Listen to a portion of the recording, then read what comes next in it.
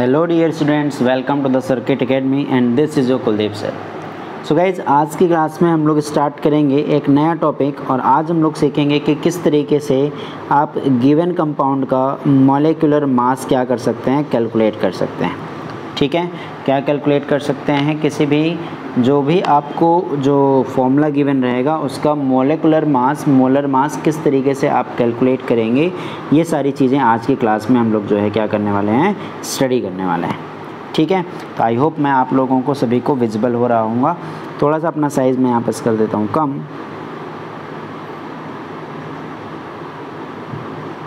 Okay, तो I hope I will be visible to all of you. So आज की class में हम लोग क्या पढ़ने वाले हैं गाइज, तो किस तरीके से आप किसी भी गिवन फॉर्मूले से उसका मॉलिक्यूलर मास या मोलर मास क्या कर सकते हैं, कैलकुलेट कर सकते हैं। कुछ बेसिक चीज़ें हम लोग सबसे पहले यहाँ पर समझने की कोशिश करेंगे ताकि आप लोगों को सारी चीज़ें बहुत अच्छे से क्या हों, समझ में आएँ और क्लियर रहें। ठीक है, ताकि जब आप हायर क्लासेस में पहुँचे तो आप लोगों को सारी चीज़ें बहुत अच्छे से पता हो, और अगर आप हायर क्लास में हैं तो ज़रूर इसको और अच्छे से ओबे करने की कोशिश कीजिएगा। ठीक है, सो सबसे पहले हम लोगों को एटलीस्ट ध्यान रखिएगा 1 से लेके 30 तक के एलिमेंट्स आप लोगों को पूरे तरीके से याद होने चाहिए। कहाँ से कहाँ तक? 1 से लेके 30 तक के एलिमेंट्स आपको याद होने चाहिए। 1 मतलब क्या? हाइड्रोजन, एंड 30 मतलब क्या? आपका जिंक। ठीक है, ये एलिमेंट्स आप लोगों को एकदम रटा होना चाहिए, टिप्स पे होने चाहिए। आफ्टर दैट ये तो होने चाहिए। उसके बाद 1 से लेके 20 तक के एलिमेंट्स के एटॉमिक मास भी आपको टिप्स पे याद होने चाहिए, तभी आप लोग मॉलिक्यूलर मास को जो है फट से निकाल पाएंगे, अदरवाइज़ आपको प्रॉब्लम होगा। और उसके बाद जब नंबर ऑफ़ मोल्स निकालेंगे उसमें भी प्रॉब्लम होगा। नंबर ऑफ़ मोल से मोलैरिटी नहीं निकलेगा, मोल फ्रैक्शन नहीं निकलेगा, मतलब सारे टॉपिक्स एक दूसरे से क्या हैं, कोरिलेटेड हैं। सो आज की क्लास में हम लोग केवल सीखेंगे कि मॉलिक्यूलर मास किस तरीके से कैलकुलेट करते हैं। ओके, सो स्टार्ट करने से पहले आप लोगों को मैं बता देता हूँ कि 1 से लेके 20 तक के एटॉमिक नंबर्स का एटॉमिक मास क्या है। तो आप लोग पेन कॉपी निकाल लीजिएगा और फटाफट से नोट कीजिएगा। जनरली ध्यान रखना कि जो molecular mass atomic mass of element है वो जस्ट डबल होता है ऑलमोस्ट मैक्सिमम केसेस पे, लेकिन अपने को 1 से 20 तक का काम रहेगा और 1 से 20 तक याद रखेंगे। उसके बाद 20 से 30 तक का भी याद रखना है, लेकिन उसको एक्चुअल वैल्यू याद रखनी है। अभी जो मैं 1 से 20 तक का बता रहा हूँ आप उसको अच्छे से ध्यान में रखिएगा। ओके, सो सबसे पहले एलिमेंट नंबर 1। चलिए मैं अपने आप को यहाँ पर से थोड़ा गायब करता हूँ। सबसे पहले आपका आएगा क्या? एलिमेंट नंबर 1, जो कि क्या है आपका हाइड्रोजन।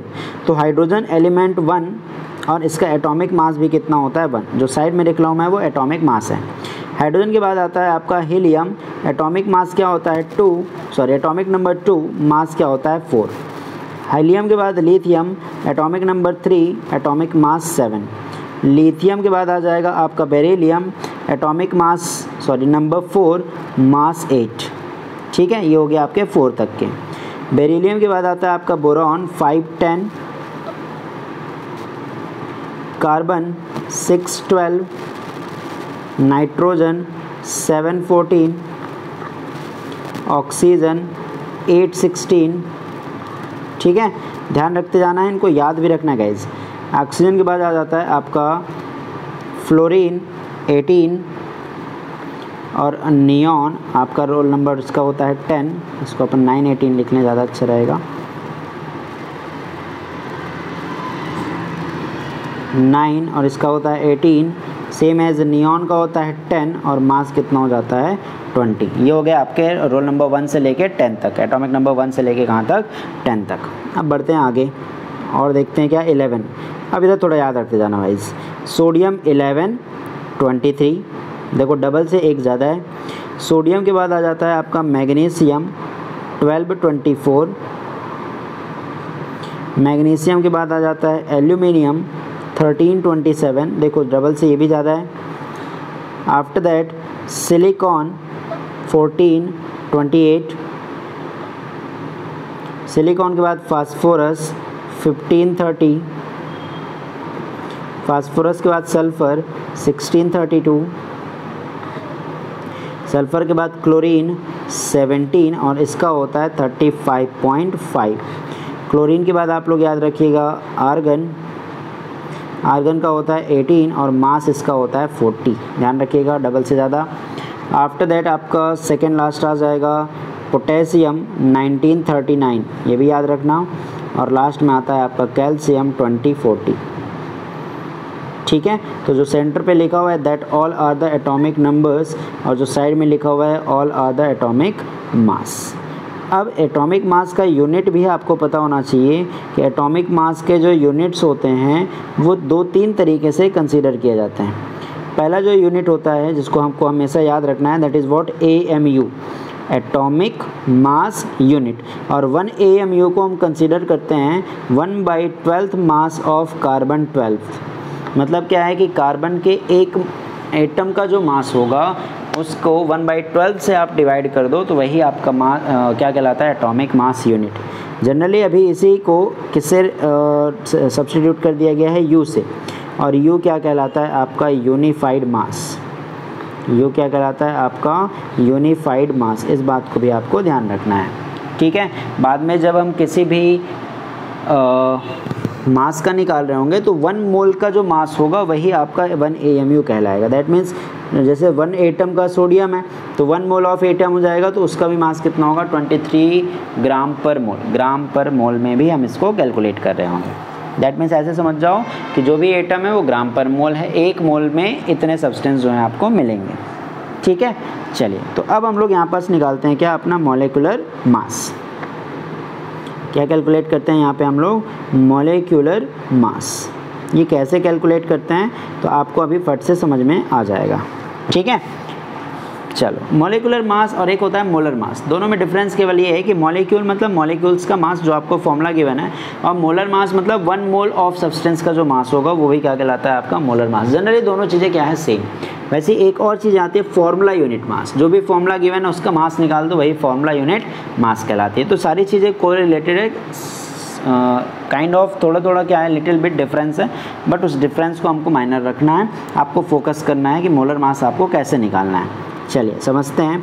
सपोज आपको निकालना है molar mass of calcium carbonate CaCO3। अब कैल्शियम कितना है यहाँ पे 1, कार्बन कितना है 1, ऑक्सीजन कितना है यहाँ पे 3। ऑक्सीजन कितना है 3, तो ये हमको ध्यान रखना है। तो कैल्शियम 1 है भाई, तो कैल्शियम का मास कितना होता है भाई, तो 20 का 40 होता है। तो यहाँ पे कैल्शियम का मास कितना हो गया आपके पास 40, प्लस कार्बन का मास कितना होता है 12, तो 12 प्लस कितने ऑक्सीजन है 3, तो 3 इंटू ऑक्सीजन का मास कितना होता है 16, तो ये हो गया आपका 40 प्लस 12 प्लस 48, तो 48 प्लस 12 हो जाएगा 60 प्लस 4 हो जाएगा 100। तो ये 100 U लिखो, AMU लिखो या ग्राम पर मोल लिखो, बात एक ही। ठीक है, और 2-4 एग्जाम्पल देखते हैं तो और आपको समझ में आएगा। सपोज आपको बोल दिया भाई सोडियम हाइड्रोक्साइड NaOH। अच्छा, नेक्स्ट क्लास में हम लोग फॉर्मूला बनाना सीखेंगे कि किस तरीके से फॉर्मूला आप बना रहे हो। तो chemical formula of the substance हम नेक्स्ट क्लास में स्टडी करेंगे। जैसे सोडियम हाइड्रोक्साइड लिखा है तो NaOH ही क्यों लिखा है, NaOH2 क्यों नहीं लिखा है, वैलेंसी, वैलेंस इलेक्ट्रॉन, ये सारी चीज़ें हम लोग नेक्स्ट क्लास में जो है रीड करने वाले हैं। सो अभी अपन देखते हैं सोडियम हाइड्रोक्साइड का किस तरीके से मॉलिक्यूलर मास निकालोगे। तो सोडियम कितना है 1, ऑक्सीजन 1 और हाइड्रोजन कितना है 1। ठीक है, तो सोडियम का मास कितना होता है 23, ऑक्सीजन का मास होता है 16 और हाइड्रोजन का मास कितना होता है 1। इट ऑल बिकम्स 40 AMU या फिर U। ठीक है, अगर आपको मास निकालने को आ गया Na2SO4, इस केस में क्या करोगे भाई, तो सोडियम कितना है 2 है इस बार, तो 2 इंटू क्या हो जाएगा 23, प्लस सल्फर कितना है 1, तो हो गया 32, प्लस 4 इंटू क्या हो गया 16, 23 2 जा हो जाता है 46, प्लस 32 प्लस 64। ठीक है, अब ये सारे को ऐड कर दो, 40 60 हो जाएगा 100, 100 प्लस 30, 4 प्लस 2 प्लस 4 2 6 और 6 हो गया 12, तो 142 आई थिंक आ रहा है ना, तो 142 U हो जाएगा। ठीक है, 4 3 7 3 13 हो गया और यहाँ पर से 12। ठीक है, तो 143 U क्या हो जाएगा आपका, सोडियम सल्फेट का मास हो जाएगा। क्लियर है। अगर आपको बोल दिया कि भाई H2O का मास निकालो, किसका मास निकालो भाई, H2O का, तो H2O का मास कितना हो जाएगा, तो हाइड्रोजन कितने दिख रहे हैं अपने को 2, तो 2 इंटू क्या हो जाएगा 1, क्योंकि हाइड्रोजन का मास 1 प्लस 16, तो 2 इंटू 1 प्लस 16 कितना आ जाएगा 18। दैट मीन्स क्या है कि 18 ग्राम पर मोल, मतलब 18 ग्राम 1 मोल ऑफ H2O में क्या होता है, प्रेजेंट होता है, या फिर AMU, या फिर इसी को हमने क्या बताया U, यूनिफाइड मास। ठीक है। एक और एग्जांपल ले लेते हैं, लास्ट एग्जांपल जो होगा हमारा वो ले लेते हैं हम लोग HNO3 या H2SO4 का भी आप लोग निकाल सकते हो। सो HNO3 का क्या होगा, हाइड्रोजन का 1, नाइट्रोजन का कितना होता है 14 प्लस 3 इंटू ऑक्सीजन का कितना हो जाएगा 16, तो ये हो गया आपका 15 प्लस 48 और 48 प्लस 15 जब आप करते हो इट बिकम 63U। क्लियर है ना, आई होप आप लोग अच्छे से समझ रहे होंगे भाई। चलो एक और देखते हैं H2SO4, H2SO4 का कैसे निकालोगे, तो हाइड्रोजन कितने दिख रहे हैं 2, तो 2 इंटू हाइड्रोजन का मास कितना 1 प्लस सल्फर का मास कितना 32 प्लस ऑक्सीजन कितने हैं 4, तो 4 इंटू 16, तो it becomes 2 plus 32 plus 64, 68 plus 30 हो जाएगा 98, तो 98U क्या हो जाएगा, इसका मास हो जाएगा।